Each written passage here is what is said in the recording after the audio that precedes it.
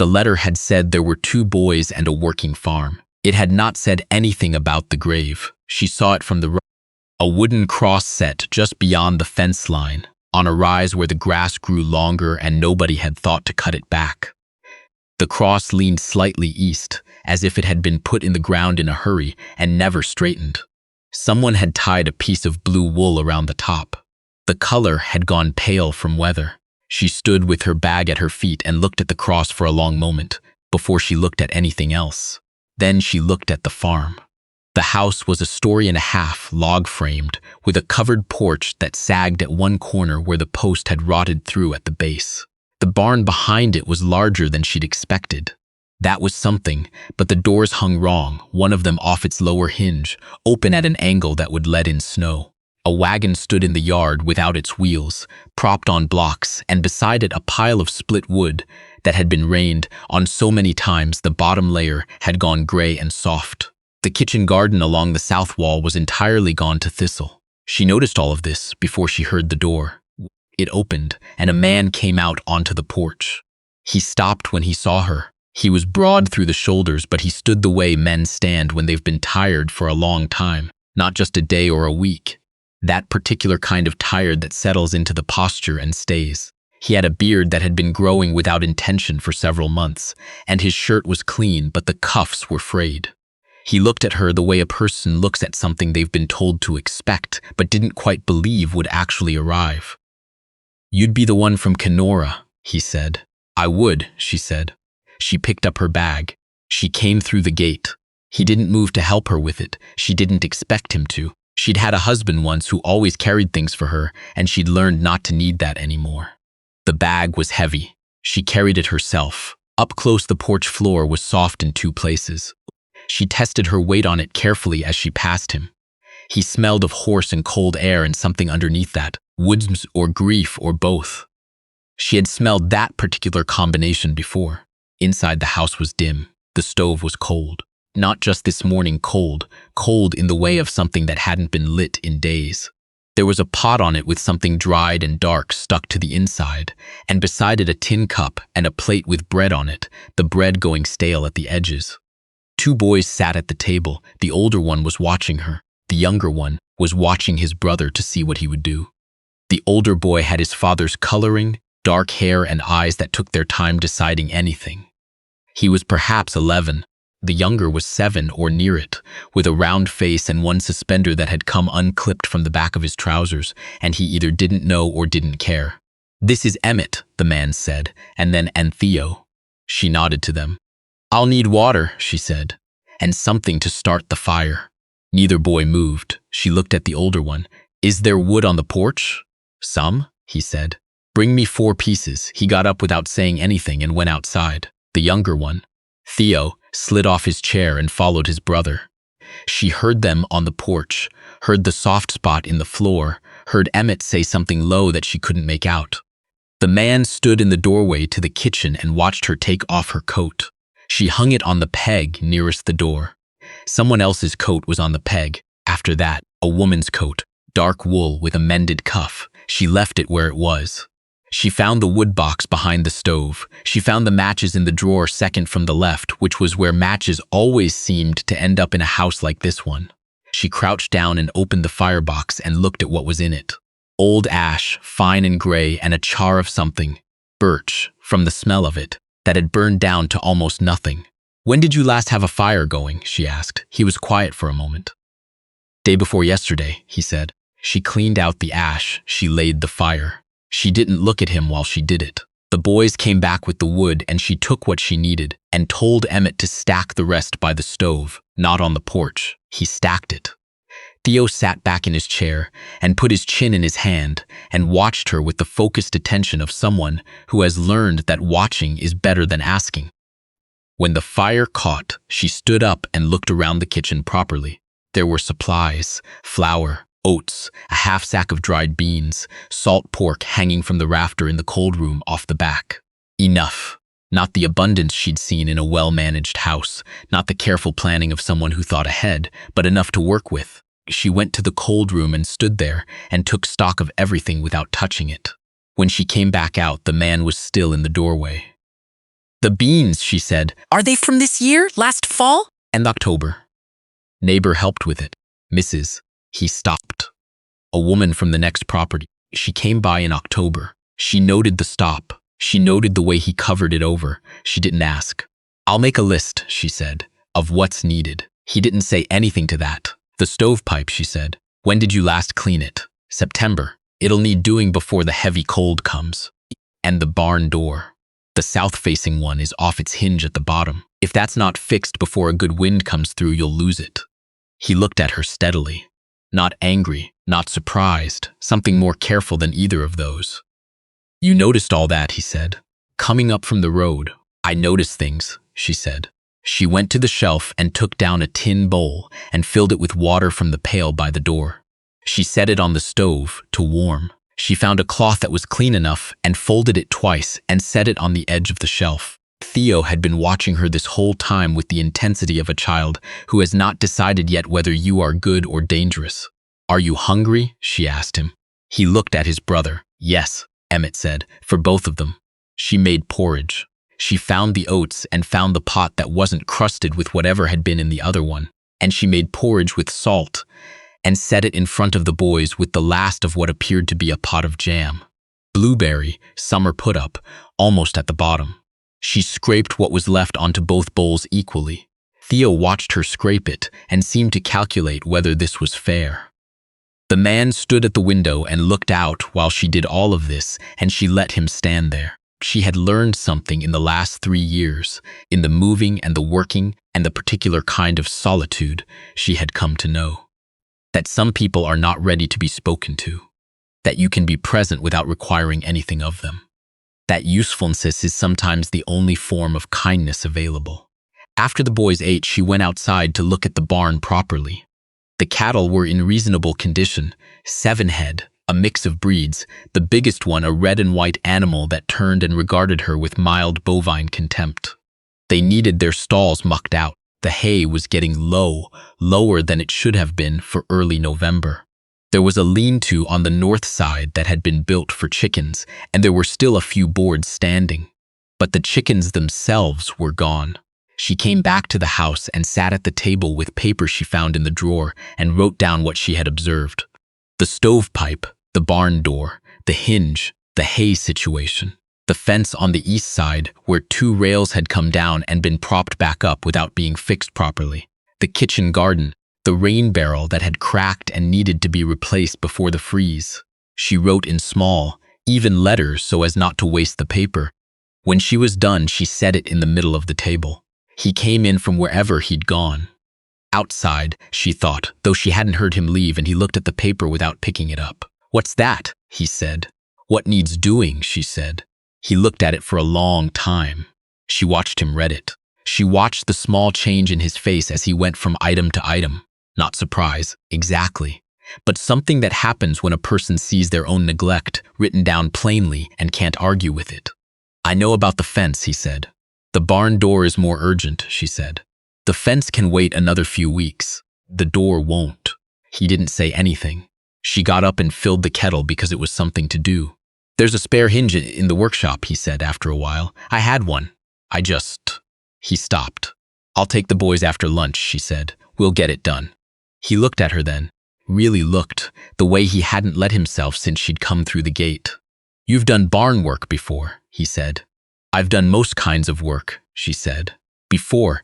He heard the word. She knew he did because of the careful way he didn't follow it. She made tea and poured 2 cups and set one at his end of the table and one at her own. She sat down. He sat down. The boys were in the other room. She could hear Theo doing something that involved sliding something across the floor and Emmett telling him to stop. The tea was plain. She hadn't found any sugar. The sugar, she said. We ran out in September. She wrote it on a second piece of paper. Sugar, salt. They had some, but not enough to get through winter. Dried apple if there was any to be. Candles. Thread. He watched her write. I can go to Dunmore on Saturday, he said. If you have a list, I'll have a list. He looked down at the table. I should have gone already. She didn't say anything to that. There were things that needed. I kept thinking I'd get to them. He turned the cup in his hands. I kept thinking. She understood what he meant even though he hadn't said it. She had done the same thing herself. That particular gravity of grief, not laziness, not failure, but the way the days simply stop meaning what they used to mean. The way you can get up in the morning and move through the hours and lie down at night and have nothing to show for it, because the mechanism that makes things matter has gone quiet inside you. She knew what that felt like. She didn't say so, but she didn't look away from him either, the way people sometimes do when they are embarrassed by the truth of a thing. She just sat with it. With him. After a while, he got up and took his cup to the window and stood there, and she let him. In the afternoon, she and Emmett and Theo went to the barn. Emmett knew where the spare hinge was. He led her there without being asked, through the workshop to the shelf in the corner where spare hardware lived in a coffee tin. "Did your father show you where things are?" she asked. "I watched," he said. She looked at the hinge. She looked at the door. She said, "You'll have to hold it while I set the pin." "I know," he said. He did know. He was stronger than he looked, and he held the door steady while she worked the pin loose from the old hinge first, and then positioned the new one. Theo handed her tools when she asked for them. He was serious about it in the way small children are serious about being included. The work took the better part of an hour. Her hands were cold by the end of it. When the door swung straight on both hinges, she stood back and looked at it. Emmett stood beside her and looked at it too. "That's better," he said. "It is," she said. She didn't say, "Your father should have done this weeks ago." She didn't say, "I don't know how you managed."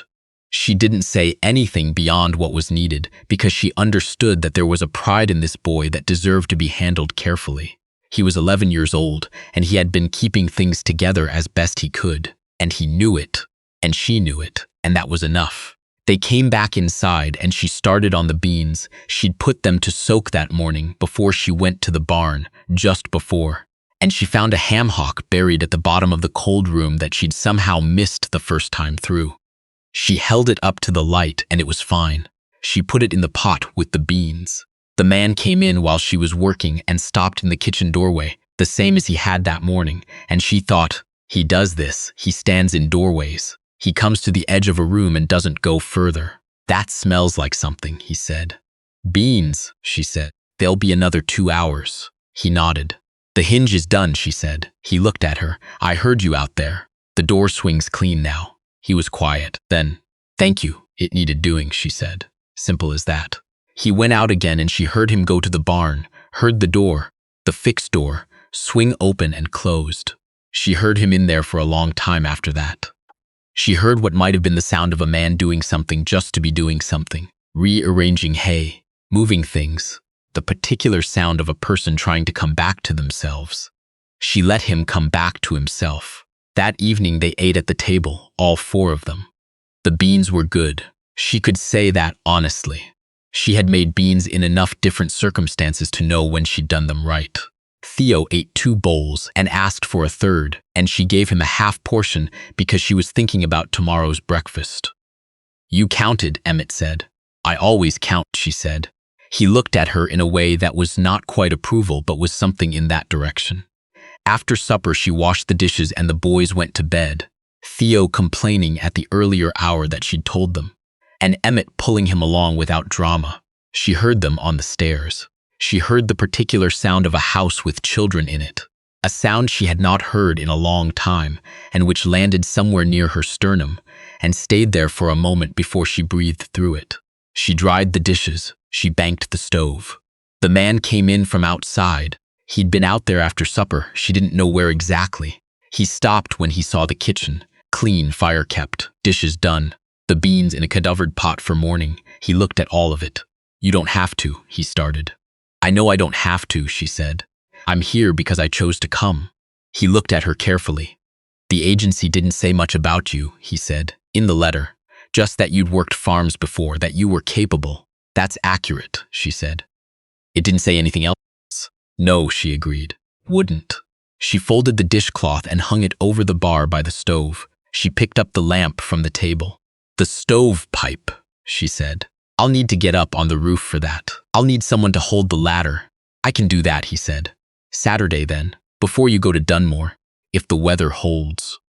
He nodded. She went upstairs. The room they'd given her was small, the smallest room in the house at the back with a window that looked north toward the tree line. There was a bed and a washstand and a hook on the back of the door. Someone had put a quilt on the bed. She could not have said how recently, whether it had been there for years or put there that morning for her. The quilt was a double wedding ring pattern, well made, the pieces cut carefully and sewn tight. She sat on the edge of the bed for a while. She was not unhappy. That was the thing. She was not unhappy, which was not the same as being happy, but it was something. There was work to be done here. The work was real, and it would take the winter and possibly longer to do it properly, and the doing of it would fill the days in the way that days need to be filled. She had come from a place where the days had not been filled. She had come from a year and a half of rooms in other people's houses, working for other people's children, folding herself into the edges of other people's lives. Before that, she did not think about before that. Not at night. Night was for sleeping. She lay down. She pulled the quilt up. Outside, the wind had come up and was doing something to the eaves. A low sound, not alarming, just present. She slept. In the weeks that followed, things got done. Not all at once, not in a rush. That was not how it worked. You couldn't look at a list of what was broken and fix it all in a week.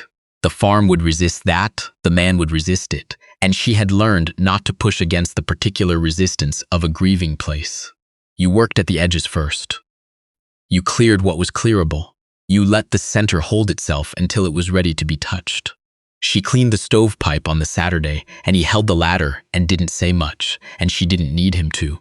She put up 3 feet of new fencing on the east side, with Emmett helping pass the rails. She found the source of the drip in the roof over the cold room. A sprung shingle, simple enough. And she fixed it with materials she found in the workshop, because by then she knew where everything in the workshop was. Theo followed her in the mornings, not asking questions so much as simply being nearby, the way small children are nearby when they have decided they trust you. She gave him small jobs. He did them with great seriousness. He told her about a dog they'd had that had died in the spring, a brown dog named something she didn't quite catch, something that sounded like biscuit. He told her the dog had been able to open doors. Lever handles? She asked. Any kind, he said with complete confidence. She believed him. Emmett was more careful with his trust. He watched her for longer before he gave it. But she caught him one afternoon in the workshop, reorganizing the hardware shelf, putting things together, making order of what had been chaos. And she realized he was doing what she would have done, that he was that kind of child, the kind who manages things, and she felt something she hadn't felt in a long time.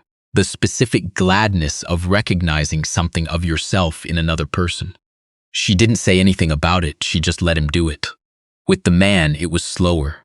He came back to himself in increments she could only see if she was paying attention. First, it was the morning chores, which he'd been doing, but without the thoroughness of someone who cares about the outcome. One day, she noticed the cattle stalls had been properly cleaned. All of them, not just the ones nearest the door. She noticed without comment. Then it was the fence. He finished the east side himself, the 2 rails she hadn't gotten to yet, without being asked. Then one morning she came downstairs to find the fire already lit. She stood in the kitchen for a moment and looked at the lit stove and didn't say anything. She made the porridge. He came in from outside and poured himself coffee from the pot she'd left and stood at the window the way he did, and she set the porridge pot in the center of the table and sat down. You were up early, she said. Couldn't sleep, he said. She didn't push it, but she thought, something is shifting. Something that has been pressed down is starting to want the light. He began to talk a little. Not about the grave, not about that, not yet, but about the farm, about what had been planned and what hadn't happened, about the second field that needed draining on the northwest side if they were going to be able to plant it in the spring. He talked about it the way a man talks about a thing when he has started to believe it is worth planning for. She listened. She asked questions when she needed to.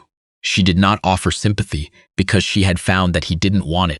Not the soft kind, not the kind that came with lowered voices and tilted heads. He wanted to be spoken to plainly. She could do that.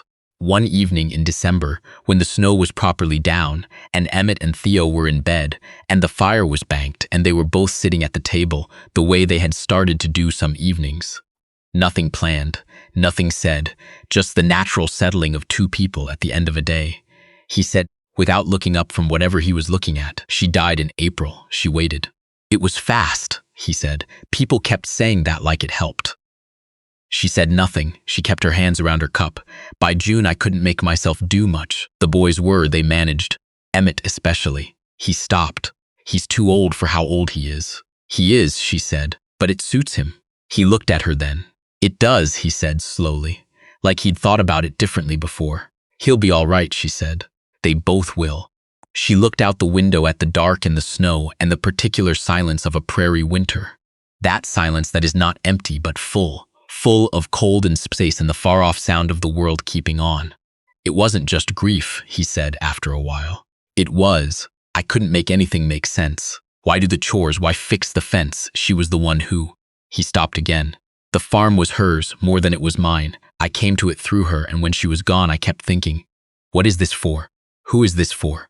She understood that. She understood it in her own body, where it had lived in her for a year and a half before she'd found her way back out.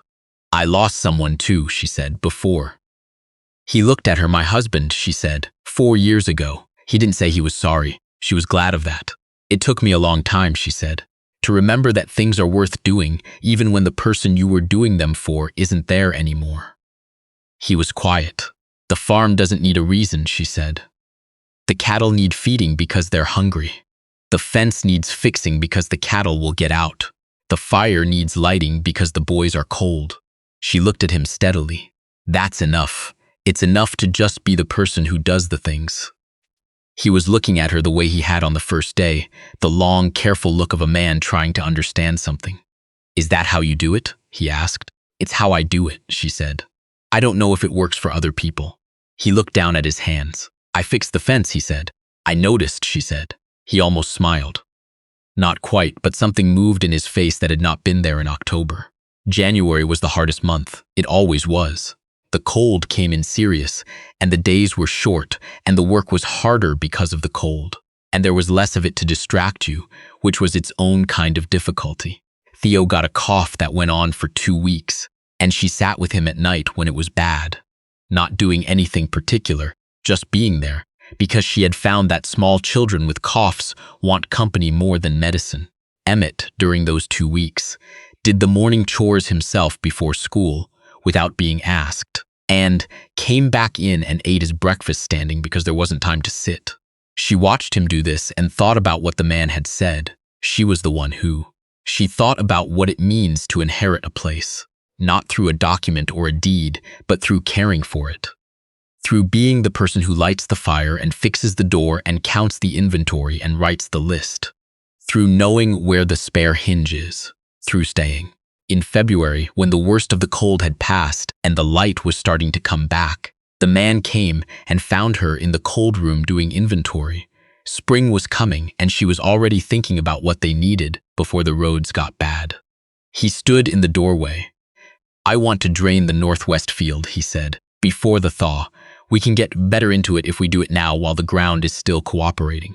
She looked at him. He was standing straight. That'll take 3 or 4 days, she said. If the 2 of us do it. I know. He said, I've done it before. I know how. Good, she said. We'll start Thursday. He nodded. He started to go. There's enough fencing for the south pasture too, she said. While we're thinking about spring, I was thinking the same thing, he said. He left. She stood in the cold room and listened to him go back through the kitchen and out the door, and she heard something in his step that she hadn't heard before. Not happiness. It was too early for that, or maybe it was a different thing entirely that didn't need to be called happiness. Purpose. The particular weight of a person who has somewhere to go and something to do when they get there. She went back to her list. They drained the northwest field in 4 days, as she'd said. It was hard work, cold and muddy at the edges where the frost line wasn't quite what they'd hoped, and they didn't talk much while they did it. There wasn't much to say, and they were both the kind of people who didn't need to fill silence. But at the end of the 4th day, they stood at the edge of the field and looked at what they'd done, and the light was going gold the way it does in February when the sun is low and the sky is clear. And she thought, this is what it looks like when a place starts to want to be cared for again. He was standing beside her, close enough that she could see his breath in the cold air. "You'll stay," he said. It wasn't quite a question. She thought about it, not for long, but honestly. She thought about the north room with the quilt and the window that looked at the tree line. She thought about Emmett and his organized shelf in the workshop. She thought about Theo and the dog who could open doors. She thought about the list on the table and the lit stove in the morning and the slow, undramatic return of a person to himself. "I'll stay," she said. He nodded. The field stretched out in front of them, dark and wet and ready. The sky was going orange at the horizon. Behind them, through the kitchen window, she could see the light on. Emmett, probably, getting supper started, the way he'd started doing in the last month without her asking him to. She turned back toward the house. He walked beside her. The spring that came was not dramatic. It came the way spring comes in that country, slowly, reluctantly, with setbacks and mud and one last week of cold in late March that tested everyone's patience. But it came. The fields were ready for it, or readier than they'd been. The garden along the south wall, which she'd turned over in the fall and left to winter under a layer of straw, showed green along the edges by the third week of April. Theo noticed first. He came running inside as to say that there was something growing where the thistles used to be. She already knew. She'd been watching it for a week, but she went out with him anyway and looked at the green shoots coming up from the dark-turned earth, and she let him be the one to discover it. Because some things are better given than taken. The farm was not the jewel of anything. It was a working farm in a hard country, and it would always require more than it gave back in the short term, and some years would be worse than others. And the northwest field drainage would need to be maintained, or the whole effort would be lost by next fall. There were real things to worry about. There always would be. But the barn door swung straight on its hinges. The stovepipe was clean. The fence held. The grave on the rise still had its cross with the faded blue wool, and nobody had moved it, and nobody would. It was part of the place now. She was part of the place now. That was not a small thing. She understood, in the way you understand something not all at once, but by living alongside it until it becomes simply true. That you can love a place without having been born to it.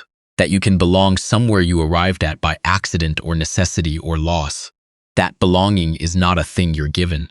It's a thing you make, slowly, with your hands, in the particular cold of a particular country, one fixed hinge and one lit fire at a time. The question of what she was doing there, what any of them were doing, all four of them in that house, through that long winter, had been answered not by anything said or decided, but by the accumulation of ordinary days.